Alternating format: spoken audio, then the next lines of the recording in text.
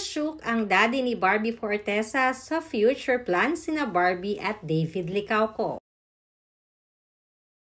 Hindi man madalas na nakikitang magkasama, ang barda ay napakarami pa ding mga netizens at followers ng dalawa ang talaga namang patuloy na sumusuporta sa kanila. Ito ay kahit na nga kung ano-anong issue ang kumakalat ngayon patungkol kay Barbie at David, ay patuloy pa rin ang matatag na samahan ng mga kabarda fanatics. Kumbaga, sa palagi nilang sinasabi na panatag lang sila. Kaya naman panibagong chika nga ang nakalap ng aming insider patungkol sa barda.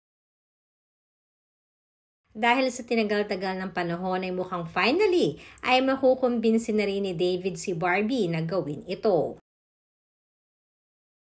Alam naman natin na matagal-tagal na rin kinukumbinsi noon ni pambansang Ginoo itong si Barbie sa kanyang mga business ideas. Kaya lamang ayon na din kay Barbie ay bago ito para sa kanya. Subalit ngayon ay mukhang para sa future ay papasukin na rin ni Barbie ang mga suggestions ni David Licauco.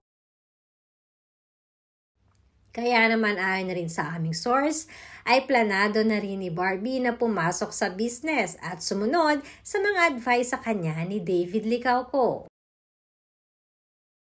Ayon pa rin sa aming source ay natuwa di umano ang family ni Barbie dito kay David Licauco.